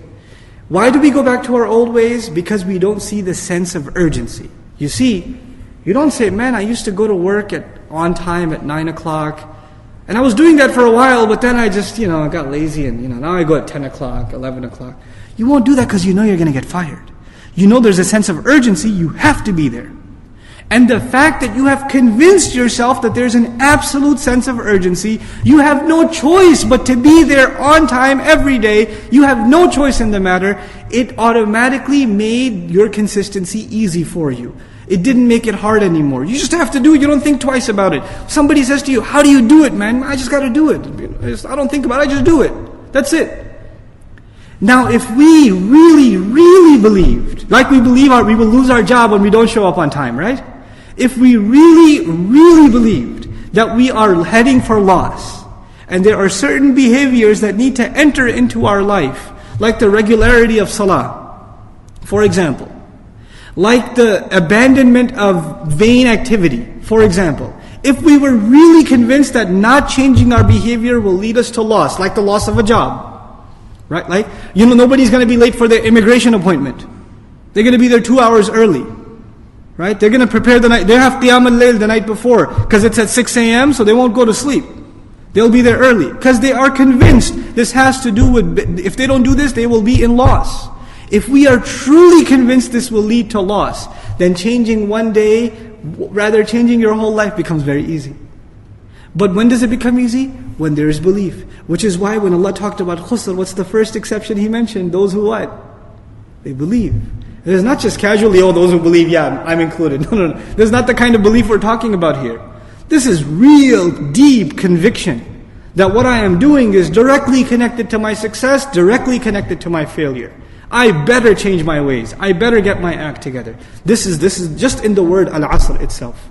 Just in the word, how it's being squeezed and drenched away, and I don't have time. The students, those of you that are students here, you have an assignment due, and you forgot to do it. There's time running out, right? The kind of urgency you will see in a student, the kind of urgency to study for the exam before the final, the kind of urgency you will see for an accountant in tax season, the kind of urgency you will see, for example, if you're late to work, the kind of behavior you will have at home, things will be upside down. You better not be late. You're going to turn the whole house up. Nothing matters at that time. You won't care about breakfast or this or that or the other. You will go because there's a sense of urgency. You are convinced you will be in trouble if you don't do it. You're absolutely convinced. We have to compare that conviction to our conviction in terms of our deen. And our if your boss says to you, I swear to you, you are in trouble. If your boss says that to you, he says, I swear, he comes into the office, he doesn't point at you. He says, every single employee is in trouble. I swear. Every single one. They're gonna lose big. When he walks away, do you think any of the employees say, not me, I'm okay? Nope. He didn't specify, right? He didn't say some people are in trouble. He didn't say that guy over there is in trouble. What did he say? Every single one. You're all in trouble. And you're gonna find out pretty soon, time's running out. There's a deadline. You're going to find out very, very soon how much trouble you're really in. Now when you hear that, in dunya, there's a sense of urgency. There's, oh my God, what am I supposed to do? What does he want? Why is he angry? What is it something we're not doing? Now think about this.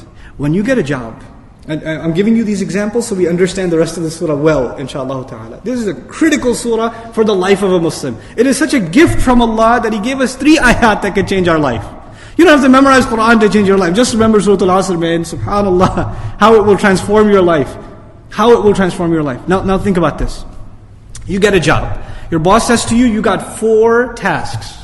Every day, you have how many? 4 tasks. Sometimes your boss gives you tasks that you're really good at. And sometimes you have tasks that you don't like doing.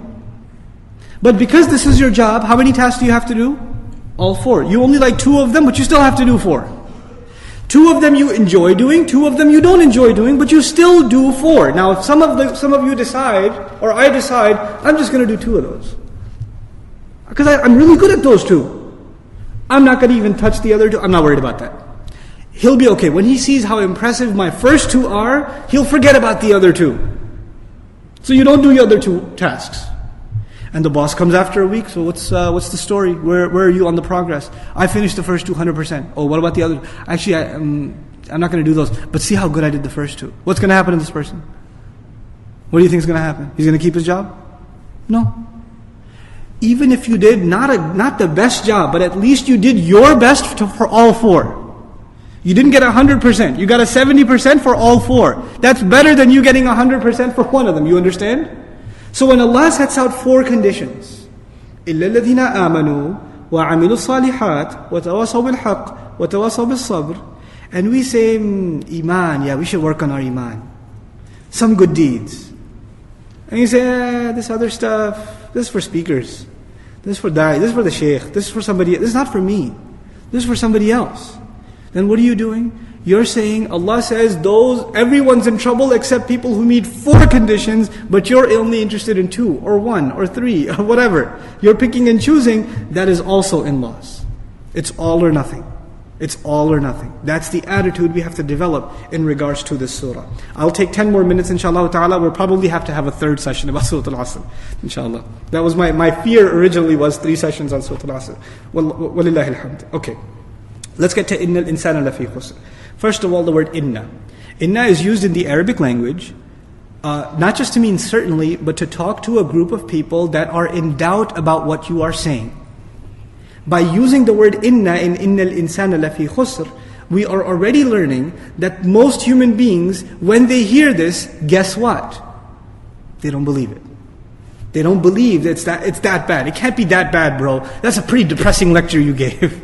It can't be that bad. And Allah is making sure you understand, for sure this is the case. Inna. Rhetorically, it's used li'izalat al-shak. It is used to remove doubt.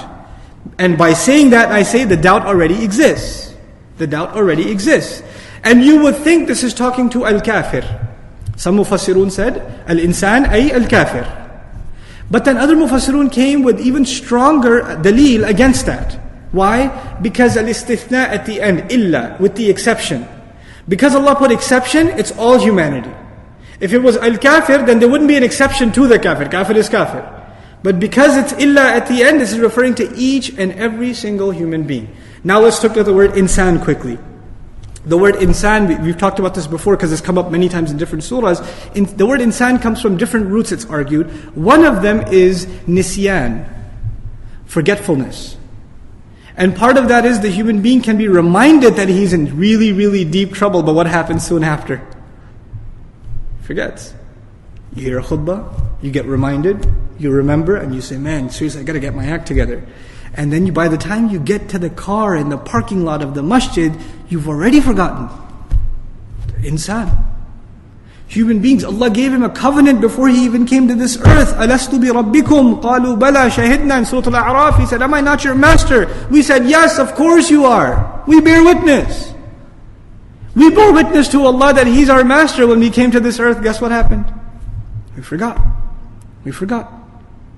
We forget the seriousness of saying La ilaha illallah. We forget the power of saying Muhammadur Rasulullah sallallahu alayhi wasallam. We forget. So the word insan, as opposed to al-fard, the individual, an-nafs, the person. There are different words that are alternatives. Al-bashar, the people, an-nas. But al-insan here, two benefits of it. One, to allude to our forgetfulness. And two, the word insan is individual, it's called ism lil jins. The benefit of knowing that is, this word includes two things. It includes all categories, meaning all human beings, and at the same time it's singular. And here we have to learn something. This is the last thing we'll share for today, inshallah ta'ala, just a little bit about the word insan, is the concept of the diffusion of responsibility. This is a concept in psychology. It's called diffusion of responsibility. All of you are here. Let me give you a classroom example or a home example. My kids are at home. I have 5 kids, alhamdulillah. They're home, they're running around.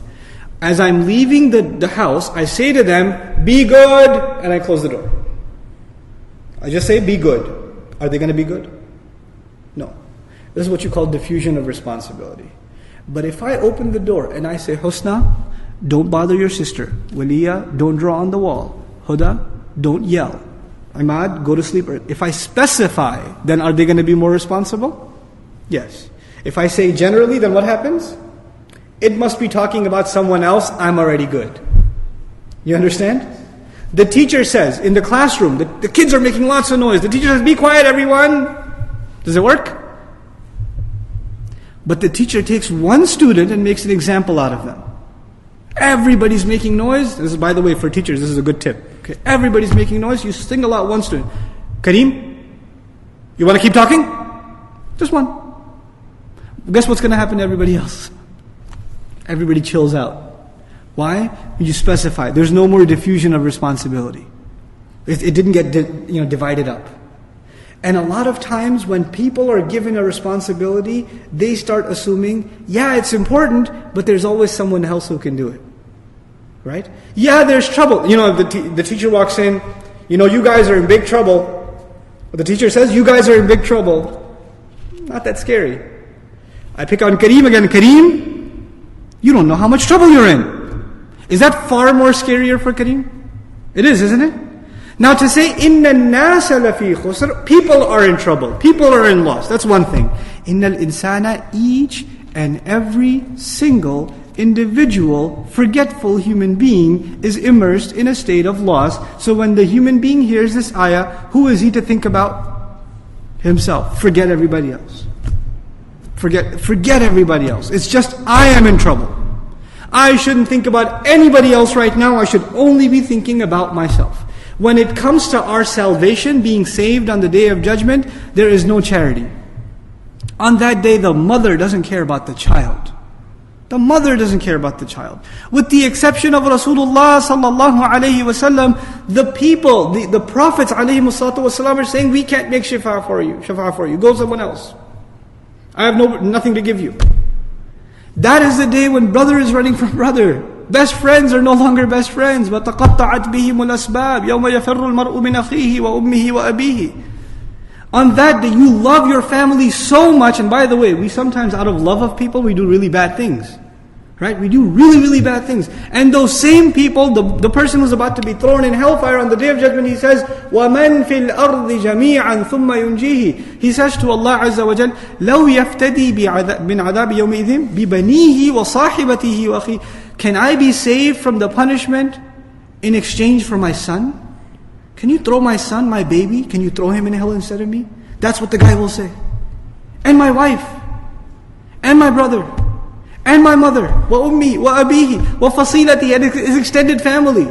وَمَنْ فِي الْأَرْضِ جَمِيعًا. He will look at all humanity and say, oh Allah, you're about to throw me. Why don't you take all of them instead? All of them.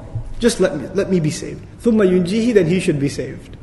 SubhanAllah. That is the state of affairs. Now think about that. This day, on that day, you'll forget everyone. So what we're learning here is, this is the time to forget everyone first. You should be concerned about them second. Who should you be concerned about first? Yourself. I say this with all sincerity and goodwill at heart to the parents of Muslim children. We are so worried about our children, we're not too worried about ourselves. My kids got to go to an Islamic school. We got to make sure that they're in a good environment. What about your good environment? Why are you watching that stuff? Why are you talking like that? Why are you cheating in business? Why aren't you getting up for salah? We remember those we love, and we forget who? Our own selves. SubhanAllah. Can you talk to this? Can you talk to that? They'll come to the shaykh, the imam. Can you talk to my kids? They need some advice. You don't need advice? Really? Because I will think, if you messed up in raising your kid, the first person who needs advice is you. What happened all these years? Where have you been? Where's the parent been who's supposed to do his job? SubhanAllah. So innal insan, bringing responsibility to ourselves, the state of emergency, the fact that we are not safe from loss. We're not even discussing loss yet. That's later on in the ayah. We're just at innal insan. And I think it suffices to conclude here, inshaAllah ta'ala, as far as today's dars. And bi'idhnillah, next Tuesday we'll try and wrap up the dars on Surah Al-Asr. But innal insana lafi khusr. No doubt, each and every single human being, as forgetful as they are deeply immersed in loss. And as they realize that, they should also realize that Allah has already sworn, time is running out. Time for them to change their behavior is running out. May Allah Azza wa Jal help us internalize the lessons from Surah Al-Asr. May Allah Azza wa Jal embed these lessons onto our hearts, that we may constantly remember them. May Allah make us like the Sahaba, who whenever they met each other, they wouldn't part each other. لَمْ يَتَفَرَّقَا حَتَّى يَقْرَأَ. They wouldn't leave each other's company until they would recite to each other, وَالْعَصْرِ إِنَّ الْإِنسَانَ لَفِي خُسْرٍ إِلَّا الَّذِينَ آمَنُوا وَعَمِلُوا الصَّالِحَاتِ وَتَوَاصَوْا بِالْحَقِّ وَتَوَاصَوْا بِالصَّبْرِ اللهم اجعلنا من الذين آمنوا وعملوا الصالحات وتواصوا بالحق وتواصوا بالصبر آمين يا رب العالمين. Inshallah ta'ala, I hope to see all of you next Tuesday. Wassalamu alaikum wa rahmatullahi wa barakatuh.